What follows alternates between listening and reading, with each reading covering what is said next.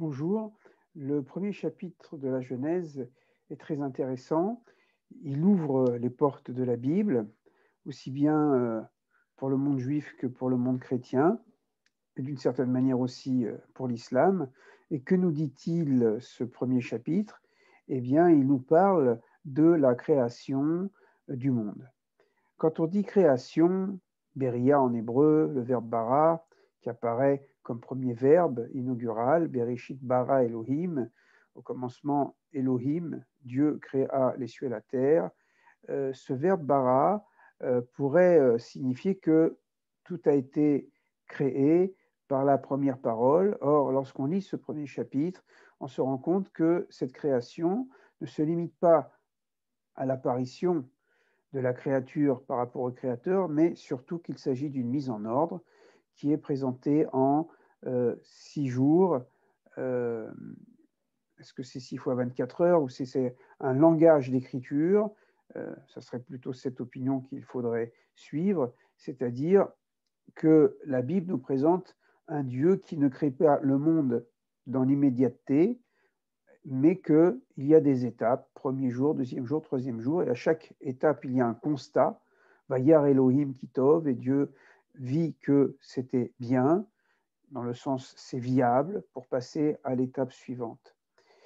La réflexion que nous pouvons avoir à partir de ce premier chapitre est d'abord le fait que Dieu est tout seul, qu'il n'y a pas une aide, il ne fait pas appel à des sous-divinités ou à des anges, mais qu'il agit tout seul, qu'il n'y a pas non plus de concurrence, qu'il n'y a pas des forces opposées qui empêchent le créateur de réaliser son œuvre, et il n'y a pas non plus, comme dans des récits de la même période ou antérieure, par exemple l'épopée de Gilgamesh ou autres, des conflits entre les dieux, mais il s'agit bien d'un seul Dieu unique qui, dans l'expression de sa volonté, crée et met en place, c'est ça le cosmos. Le cosmos, c'est l'ordre en grec, comme seder en hébreu,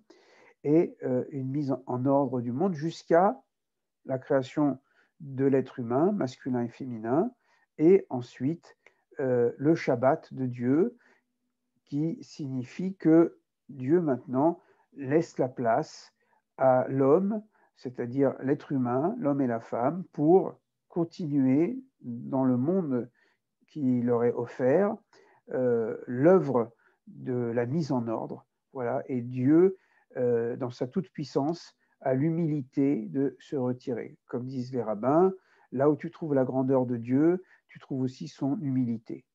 La grandeur de Dieu, c'est justement d'être un Dieu humble qui se retient, qui se replie en quelque sorte sur lui-même, qui se rétracte pour laisser la vie et le monde à sa création, et en particulier à l'homme et la femme.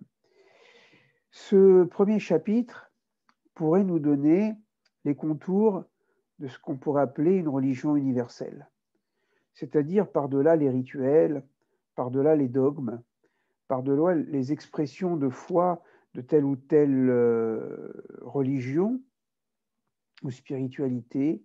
Eh bien, ce premier chapitre nous offre cette vision d'un Dieu unique, créateur du ciel et de la terre, créateur de l'humanité tout entière, et donc qui demande, enfin, qui exige, c'est notre conscience morale telle que nous avons été créés par Dieu, eh bien, qui invite à une reconnaissance à ce Créateur, de dire merci pour le monde, de dire merci pour la nature, de dire merci pour la vie.